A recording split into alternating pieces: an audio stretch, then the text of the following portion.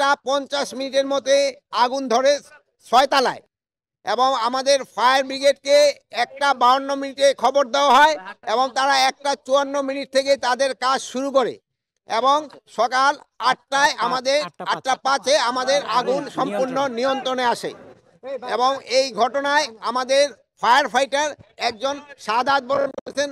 আল্লাহ তাকে বেহেশত নসিব করুক। ইন্না লিল্লাহি ওয়া ইন্না রাজিউন। উনি হলো রোড অ্যাক্সিডেন্টে মারা গেছে। উনি একটা পাইপ নিয়ে সচিবালয় থেকে রাস্তা পার হয়ে দিকে আসতেছিল। এই সময় একটা ট্রাক তাকে ধাক্কা দিয়ে তারে আহত করেন এবং পরে তারে হসপিটালে নেওয়ার পরে উনি শাহাদাত বরণ করেন, ইন্তেকাল করেন। আর এর সাথেও আরো 2-3 জন সামান্য আহত হয়েছে, তারা সবাই সুস্থ আছে। আমরা এখন ভিতরে কি হচ্ছে তা আমরা ভিতরে দেখব এবং পুরা সার্চ করার পরে কোনো কিছু পাওয়া যায় কিনা আমরা আপনাদের জানাতে পারবো।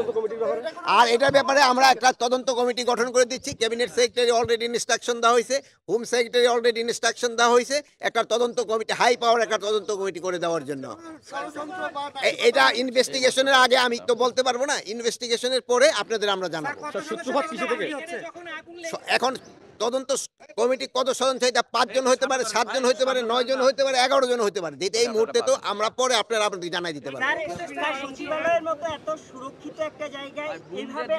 শুনেন, অ্যাক্সিডেন্ট তো সব জায়গায় হইতে পারে, এটা তো এই জন্য তো অ্যাক্সিডেন্ট বলা হয়। সচিবালয় হইতে পারে, দেখো তো সচিবালয়ের ভিতরে তো গাড়ি রাখা হয়।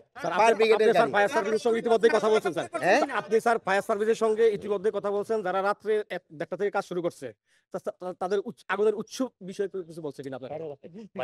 এটা ইনভেস্টিগেশনের পরে, তদন্তের পরে বলা যায়। স্যার, আমরা যেটা দেখেছি বা শুনেছি একসঙ্গে আগুনটা 3 থেকে 4 জায়গায় না, 3 থেকে 4 জায়গা না, আগুনটা 6 তলায় লাগছে, 11টা 7, 8 উপরের দিকে গেছে, কিন্তু নিচে আর আসতে পারে না। প্রাথমিকভাবে আপনারা নাশকতা মনে করছেন কিনা? প্রাথমিকভাবে আমরা বলতে পারবো না, একটা ইনভেস্টিগেশনের পরে আমরা বলতে পারবো। আচ্ছা, ভালো থাকেন। Thank you sir.